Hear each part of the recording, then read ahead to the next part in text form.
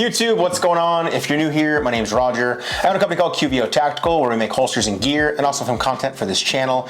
Today's video, a little something special for you guys. Our buddy, Daniel Cord, he's in town visiting. If you guys don't know who Daniel is, definitely check out his page on Instagram, Guns and Stuff. It's the Daniel Accord if you're trying to find him, but he has an awesome segment every week called Guns and Stuff where he does an awesome Q&A with his audience, and I figured while he's in town, we might as well put one here on the channel. With that being said, I did put out some little reels and questions and stuff on Instagram, as well as a short here on YouTube, that way to get some questions from you guys, and we did get some. So without further ado, we want to get into it? Let's answer some questions. All right. First one, here we go. What red dot are you most looking forward to using in 2022? I mean, my mind automatically goes to for carry, for competition, for just on the fun range. There's so many different dots. All right, cool. Let's do EDC and a class dot. Which one are you gonna go? EDC for me, I'm looking forward to I love the 509T, and I love the 507 with the ACSS Vulcan reticle. They're putting those together, and now we're gonna have the ACSS inside the 509T. So that's the one I'm most looking forward to. I love that reticle. I can't concentrate with it because I see like, oh, it's over there. I gotta bring it in. I'm like, oh, what's that? Oh, that's the circle. I'm supposed to ignore that. So yes, I think it's the 507 X2. That one is dope. I haven't messed with it a lot, so I'm really excited about that one. And then what is the new? Have you messed with the Delta Point Pro, the little one, the micro dot? I haven't touched that one either. So here's my problem. Holosun. Why are we talking about Holosun optics? Like, I was talking to someone about this earlier. It kind of blows my mind that because they're awesome. But like, if I told you 6 years ago you're gonna pick a Holosun over a Trijicon, what would you say? Me, dude, I'm one of these weird. I'm super open-minded when it comes to the gun stuff, man. It's like there's a question coming up where we'll talk about that, because like everything I liked from SHOT Show, oh my god, dude, all the hate in my YouTube videos came from. I'm like, I think this stuff's awesome, but if you told me that 6 years ago, I would have said why. You know what I mean? Like the other one I will say though, the EOTech eFlux, that thing looks good. So that one, I'm more excited about the price than almost the optic. I think it's $398. And $389. $389, sub $500 for an EOTech optic. That really speaks to what Holosun's done to the market, where people are now realizing you can get a durable, legit optic for under the RMR loophole price. And there's a bunch of people that were commenting on that video, like, why are we getting so excited? Is it because it's EOTech's name at a lower price? And I was like, sure, there's a little bit of that, but for me, I'm a Staccato guy, like, and Staccato's cut for Delta Point Pro. So now I have a different direct mounting option for my handguns. That's why I'm excited about it. So, Compass it up, shake awake. All right, next one. Any companies you suggest taking gun training from? One of our last videos, Drew Estel over at Bear Solutions. Anytime that dude is in town, or if I can be somewhere where he's at in a class, I'm there. His classes are awesome. There's a lot of really good ones out there. I have a friend out in Texas, Glider Guns Training Group, does really good work. I'm excited to do some classes with Modern Samurai.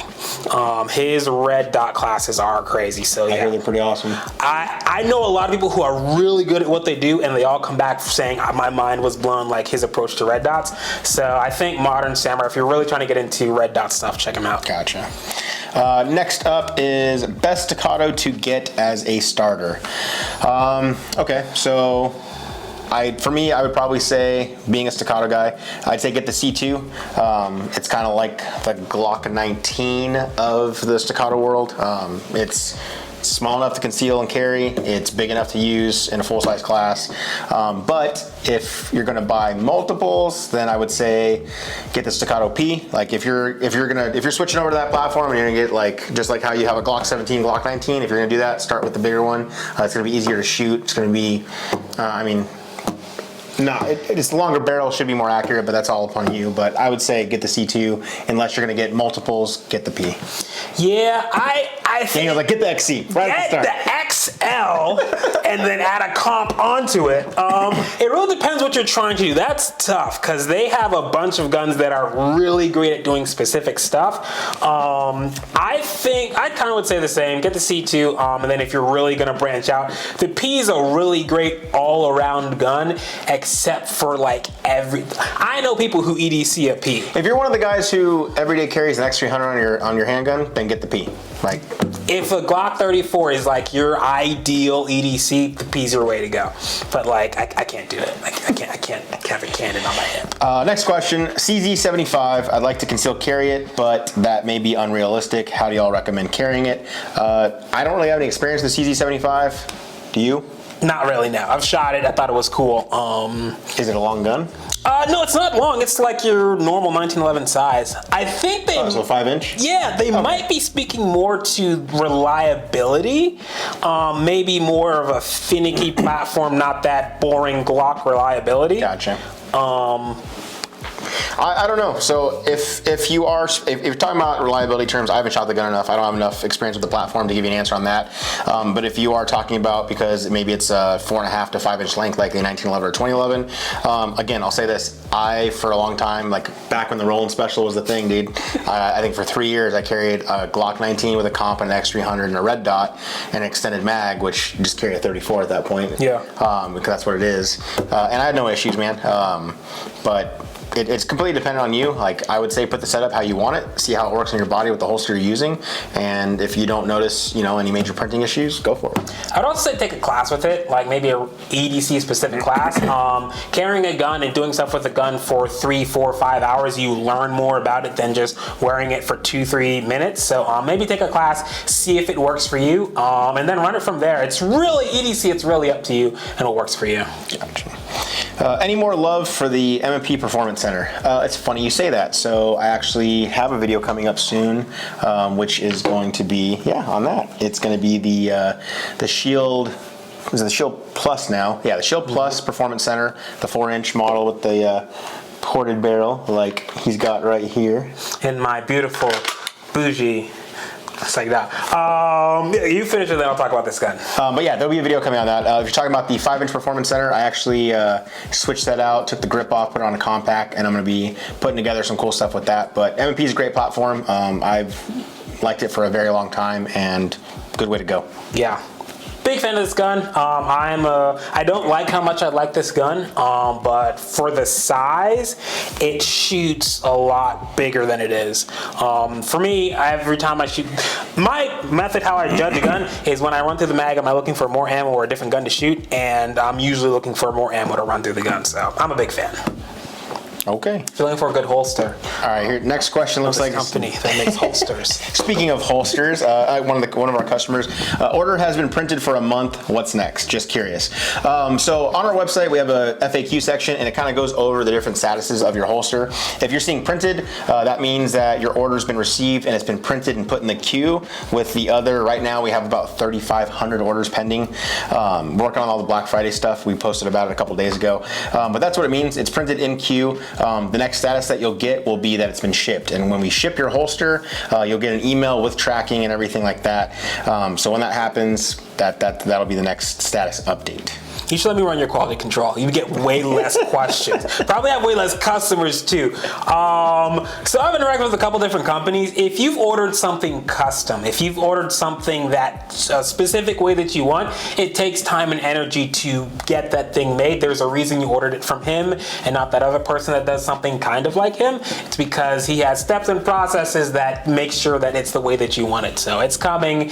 You kind of knew that though when you ordered it. So yeah, all the custom stuff, guys, we do have a 16-week lead time, and I'll go into more of that. There's another question I'm seeing already. Actually, I'll just address that one right now. So the other question is, are lead times going to increase or decrease when you move the shop to the new house? So a couple things with that. We've already been decreasing the lead time by increasing the amount of equipment we have. So we dropped about, let's just say, a lot of money on specific custom molds that are making the process go from what it was to about a quarter of the time. That's why you guys just saw the post I made where our lead time right now, we're actually shipping Black Friday orders out at 10 weeks and they're quoted at 16. We give ourselves a buffer, supply issues, people out sick. We've had a couple people that had COVID and quarantined and did their whole thing. We had a couple of supply issues where stuff was having to get shipped from the East Coast because the ports on the West Coast, their stuff didn't arrive yet. So we accommodate for all that, and that's included in our lead time. I've yet to have a customer where they reached out to us and we were past their lead time. So we're very good about staying within that lead time. And that's the reason for it. But do know that the second your holster ships, you do get tracking, and we are working, as we always have been, to decrease lead time. And with everything being moved around, you guys should definitely, you're already starting to see it. We're going from 16 to 10, so. He's nicer than me. So there's something that people don't understand is when you shrink your lead time, the expectation is the quality's still there. No one wants a 2-week lead time with a trash product. They want a lead time shrunk with the same quality. That's not easy at all. Like he's not sitting around and just like, cool, this is almost done, but we're just gonna sit on this holster for another 3 weeks and then finish it. Like the minute something can be done, it is. So when you begin to cut a day off of a lead time, that's a whole new process, because it's not just one holster. You're cutting a day off of everything, your entire process. So it is not easy, and going from 16 to 10 days that's a feat. 10 weeks. I wish it was 16 weeks to 10 weeks. Wait, you went 16 weeks to 10 weeks? Yes. That's bigger. That's what I'm saying. So, and that's by getting keeping your quality the same. Correct. And not having way more holsters coming back because they have issues because you just shoved it through the process. Yeah, I'm happy to say, like, if y'all keep complaining about lead times, send me the invoices. I will start cranking out content name by name. Hey, you, shut up, it's coming. All right, I'm done. A lot of people have a misconception, like when you place your order, it doesn't take 16 weeks for it to get made. It takes us that long to get to your order in line. And that's like, people are like, hey man, I remember your lead time was like 4 weeks. And it's like, yeah, because as soon as we got it down that low and people found out it was only 4 weeks, all the rush of orders come in, and then we have to adhere to those. And so then lead time, as we started seeing, like, hey, this month we got 200% more orders than last month, so now I got to increase the lead time. So like he was saying, people find out the lead time's going lower. You mentioned it with Sphere Systems, like their stuff was in stock for a day and it was gone, and it's like back to a 3-month lead time for their stuff, and it's because it's good stuff and people want it. So same thing, guys. Like when we actually get to your order in line, it normally ships out the same day, if not the next, once we get to your order in line. The other option, guys, we have a quick ship section. Like we have a whole section on the site that are plain black holsters that you can order, and they ship in 3 to 5 business days. So if you want something on the custom side of what we offer, it's gonna be a minute. What you should do is order a quick ship holster if you need it immediately, and then wait for your other holster. But I do have a lot of customers that do that, and then when it comes in, they either keep the 2 or they sell the quick ships, because there's always somebody wanting one. So you could just stop complaining too. I'm just saying. That's why I don't do quality control or customer service. All right, next question is, coolest thing legal in Vegas that's illegal in Maryland? This one's for you, buddy. Everything on this wall. Everything on this wall. That's tough. Is that a 16-inch gun? That is an 18-inch. That's my SPR. Okay. So Maryland gun laws are weird. Everything's legal and nothing's legal. So the only thing that we definitely cannot have are full-size ARs without a heavy barrel. Besides, what? Yeah. So like, you have 10.5s all day long. I have 10.5s all day long. Pistols, you can have any pistol you want. So you can't. So it's like ass backwards NFA. So it was legislation which should be to gone make anyway. people happy that didn't actually do anything. That we have a magazine ban. You cannot trade or transfer magazines above 10 rounds. You can possess them though. So everyone in Maryland just drives out of state and buys mags and then comes back in state. Very strange stuff. It makes no sense. So you're moving to Vegas. I went to a shop today and they had a lot of cool stuff, and I'm like, I need to be here. And Roger's here, and Public Land Bureau of what I can shoot in the desert without going to jail. So yeah, there's a lot of benefits, and the food's pretty good too. People are a little weird though. Well, you guys will be ready next video. He'll be out here in Vegas. Absolutely not. Thoughts on the new 8.6 Black from Q? I haven't shot it at all. I know very little about it. I know less than him about it, but I have opinions on everything. I think it's a good idea. I like 300 blackout. I think it makes a little bit more sense in like a bolt gun, mainly because of the price of the rounds. It's so amazing subsonic, and when you have a bolt gun subsonic, that's less stuff making noise. So 300 blackout, bigger bullet, seems really cool. I don't know anything about the ballistics. I don't know anything about the ideal barrel length, but from everything I've seen, it looks really cool and dope. I probably will do a build on it this year. Okay. I need to do a bolt gun, and kind of came out the same time. I'm like, I'm gonna do one of those. If it sucks, you'll just never see it on my page. It'll just magically disappear. People are like, hey, where's that thing? I haven't seen it. Just because it's terrible.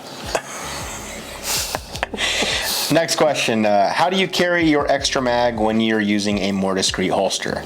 A couple ways for me. We make a mag carrier called our AIO, which is all-in-one. Comes with awesome adjustable retention that will pretty much fit any double stack 9mm or 40 mag, and we have one for the single stacks as well.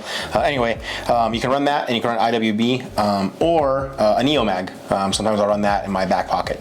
What about you? I know you rock your more discreet a lot. Yeah, I don't carry an extra mag. If I run out of bullets, I figure that's out for me. If I need all 30 rounds, my days, that's just a bad day for me. That depends. I don't really run any extra mags. I'll change gun depending on what part of Baltimore I'm in. So I'll go from this. I'll go from this to a full 17 with an extended mag. But I really don't carry extra. My jeans are too tight for that. So gotcha. Okay. Other questions that we got in the actual comments of our reel. Let's see. I need somebody to tell me if the P365 XL comp slide is better or the same compared to the 365 Parker Mountain machine. I actually responded to this one. I said same. So they're talking about the thing I was talking about. The P365 Spectre with the standard P365 barrel and then the extended XL slide that's got compensation built into it. I am curious to know the same question that you have. So working on figuring out how to get one of those. I believe Ventura might have some in stock. So I actually heard from SIG today, so I might be working with their marketing team. Hopefully, fingers crossed. But if not, might be able to pick one up from Ventura. I know they're running like $1,000 right now, so we'll see. But I definitely have the same questions as you, my friend. I know nothing about 365, so yes, it will absolutely do the exact same thing. All right, next question. Who makes the wall for your new studio? This awesome wall back here is made by the guys over at Hold Up Displays. We actually have a video coming out on this whole setup. Super awesome company out of Wisconsin. They make everything in-house. Everything's USA made, but it'll definitely be an awesome video, and we'll have more for you on that. And a discount code to pick up one yourself. This might be the most interesting thing to ever come out of Wisconsin, honestly. Let's see, OZ9C grip, or sorry, OZ9CX grip, or Glock 45, Glock 19X. For me, I actually used to run the 19X. I like the full-size grip with the compact slide, but I don't like the grip angle of Glock, so that's why I switched over to the OZ9 platform. It gives me more of a grip angle closer to like the MMP or closer to like a 2011, and that's just personal preference. But I've ran my OZ9 since I've got it. Like, I carried that thing concealed for a good year before I switched over to my Staccato C2. So definitely think it's a good gun to run. I've ran thousands of rounds through mine with no issues. So classes, range sessions, trainings, etc. I'm a Glock fanboy, ride or die, love me a Glock. I think that OZ9 frame is one of the best things to happen to Glock to really push the gun forward. So if you can, run the OZ9 frame. There you go. And then the last set of questions were actually from the little short that we put on YouTube. So let's see. Pros and cons of a sub 10-inch 5.56 build. Okay, so I actually did a video on an 8.5 build, 8.5-inch 5.56 build. Got a lot of hate for it too. For me, the pros are it legit fits in a backpack, so it's easy to carry with you. It fits in like small compartments in your vehicle, like in my Tacoma. I would obviously the first con is going to be ballistics, but the thing is, if I'm using a gun that short, I'm not even shooting out to 100. I'm maybe shooting out not even to 50. Like, realistically, guys, I'm using it to like clear my house, get back in my house, or because somebody broke in or something like that. It's gonna be short distances. But for me, the pros are just how compact it can be, and just the maneuverability of it, being able to get inside. Like, I run my 8.5-inch with a suppressor on it, and now I have a gun that's not going to blow out my eardrums, and I can quickly access it in my vehicle. In 5.56? Yeah, it's kind of weird. When you get shorter than that, the ballistics do kind of weird stuff. I'm in Maryland, so I can't take a shot past like 150 yards. That's like the longest, like I've gone like where I live, and like I'm hitting a building, a tree, Sure. something. So when you're like, the terminal ballistics aren't that great, well, you're not going to need to go that far. Another thing that I'm also thinking about is just with compact, what's happening behind on the stock. Are you using a folder? Are you using a PDW brace? If you're really concerned about the missing those 2-3 inches, maybe you can cut some length back there, and that'll also bring down the overall length of your gun. Hopefully that answered for you, bud. Next question, can you shoot steel-cased ammo on a 13.5-inch barrel, and which one is the best? Yeah, you can shoot steel-cased pretty much on anything. I think it's do you want to is the question. Yeah. I'm not one of these guys, like everybody's like, oh man, you can shoot steel through everything. I personally have experienced a lot of issues with steel case, and it's mainly just the casing getting stuck and having to use a rod to get it out. That's my only issue. As far as we talks about like wear and tear, I personally think that, you know, I have so many ARs, you guys see them on the walls. I don't put thousands and thousands and thousands of rounds through all of them. I have 2 main guns that I use for classes and trainings and what I would use. So I'm just those guns I wouldn't be putting steel case a lot through. Have I? Yes. Will I? If I have to, because I can't find brass.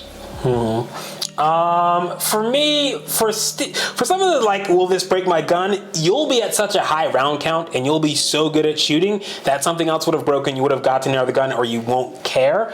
The only issue I've ever had with steel case, and this was a very specific scenario, I was running a steel case ammo and it has like a rougher exterior in a Glock Magpul mag, which also doesn't have a metal interior, and I got some really fine sand in it and the mag kind of jammed up on me. So that was a really weird situation where all the best things happened, where I dropped my mag in the sand and it just would not feed properly, and that was because the rounds were really coarse.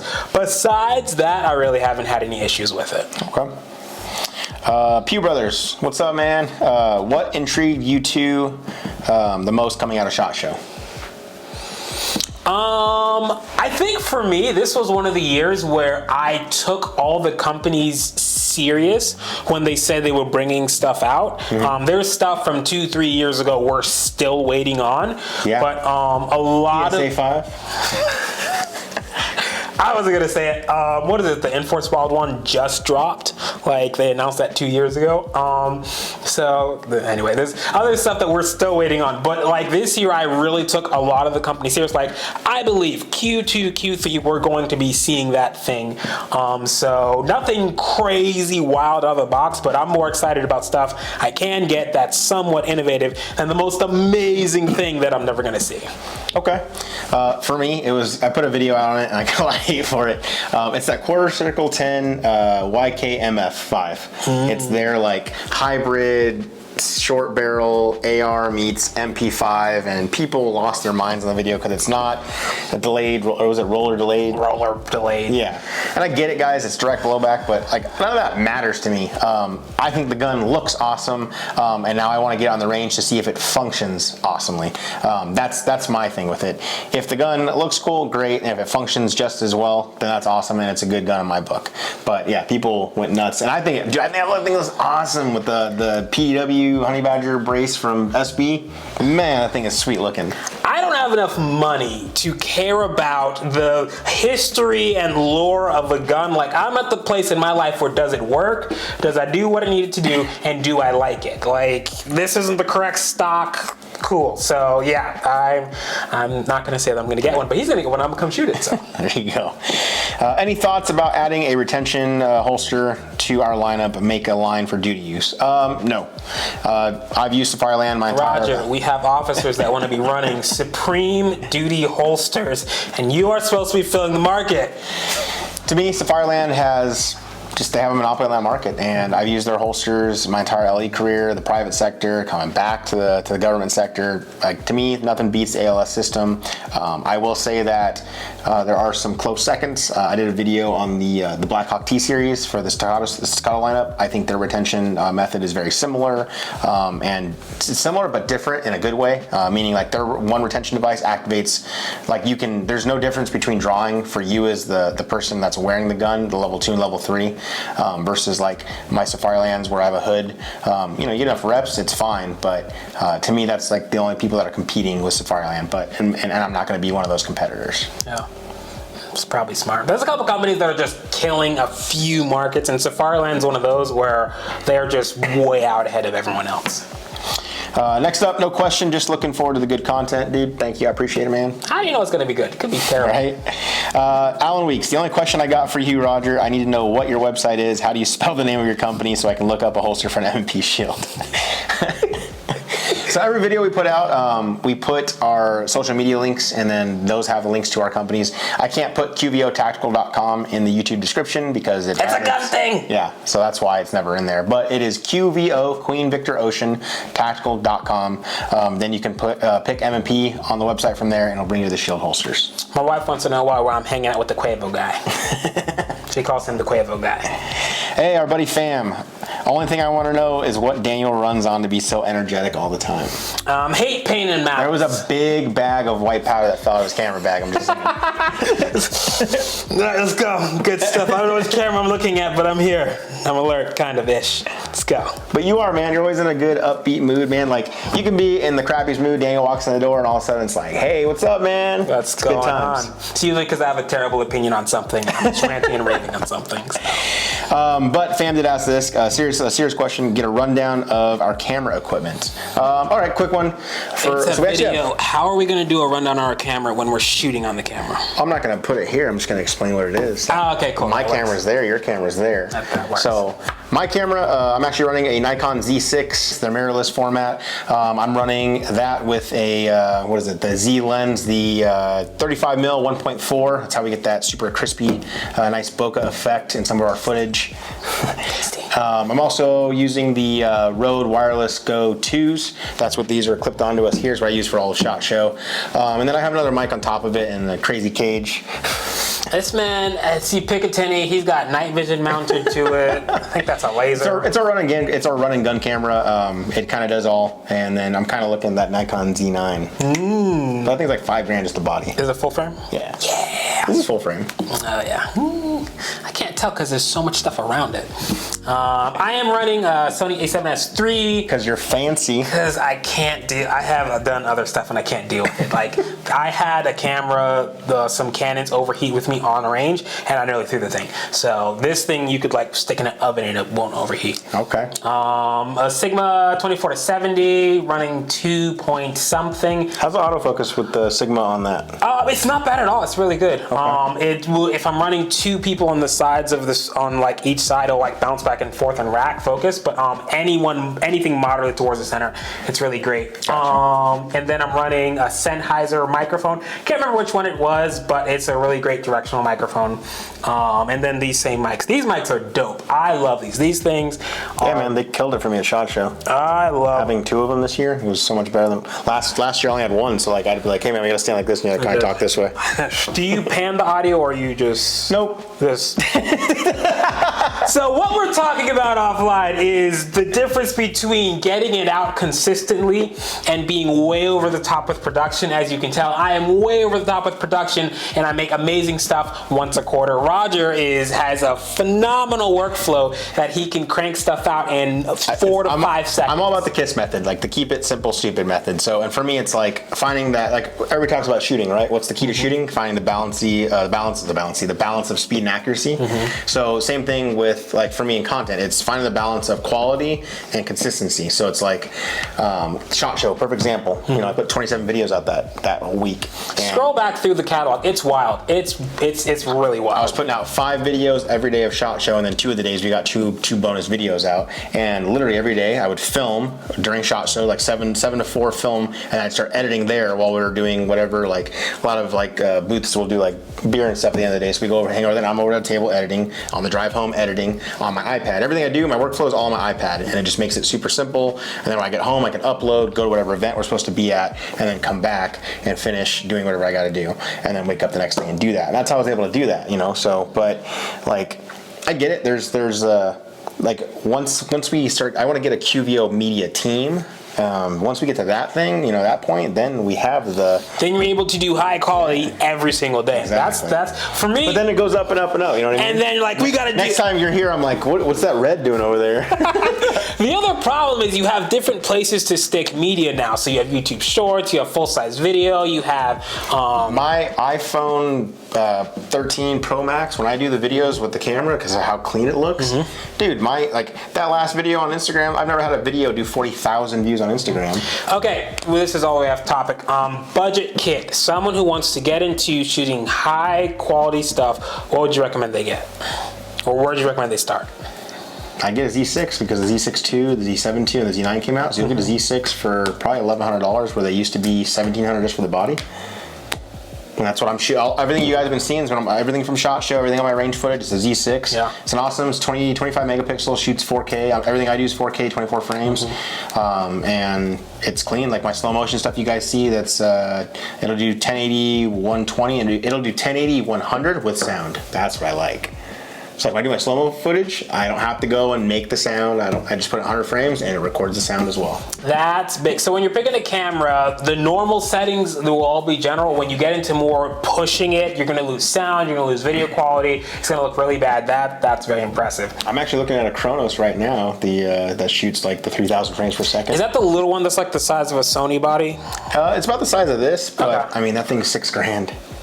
But it shoots 3,000 Relative for slow-mo cameras, that's not bad. For those, like, you guys seen those slow motion videos where like a bubble, like a balloon's exploding or bullets going through ballistic gel? That's what I want it for.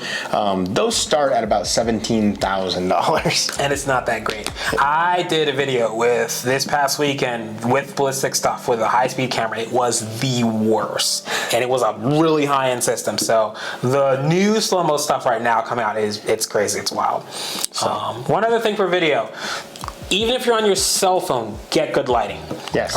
If you have a $10,000 camera and no lighting, someone with an iPhone and good lighting will blow your video out the water. Like right now, seeing this, we have a key light here, a fill light here, and then accent and backlights all here. And then he also has his back wall lit, and you don't even realize that this is a little eye candy. It's a pop in the background, a little out of focus. Lighting is super important, super key. That will make your video look really clean. And you can do it for less than a camera. So if you can't afford a camera, get some good lights. Amazon lights are like $40. So. You go to Home Depot, this is the Ghetto Rig Studios, you get the daylight, you get the work light, get some wax paper, tape it over the top, you got a $6 diffuse light. That's not how I started. That's not at all. I started with real kit. So, any other questions you guys have, please leave them in the comments below, guys. I appreciate everybody that reached out to us and was able to send us some questions. I know it was kind of short notice. We only had the post up for a few hours today, but we got a lot of questions. It was a good video. Daniel, I appreciate you coming by. Thank you so much for having me. He took a little time off from his vacation. I'm returning to his family very shortly. But yeah, I appreciate you coming out, man. Guys, I appreciate you checking out the video. If you liked it, give us a thumbs up down below because that does help out the channel. If you're new here, consider subscribing because we post new videos every week. If you want to further support the channel, check out that Patreon link down below. Our Patreon squad are a huge reason why we keep making these videos for you guys to all check out. So thank you to them. Thank you everybody else. Thanks for watching. And as always, I will see you in the next one. Good stuff. And stop complaining about lead times. Oh my God. Later.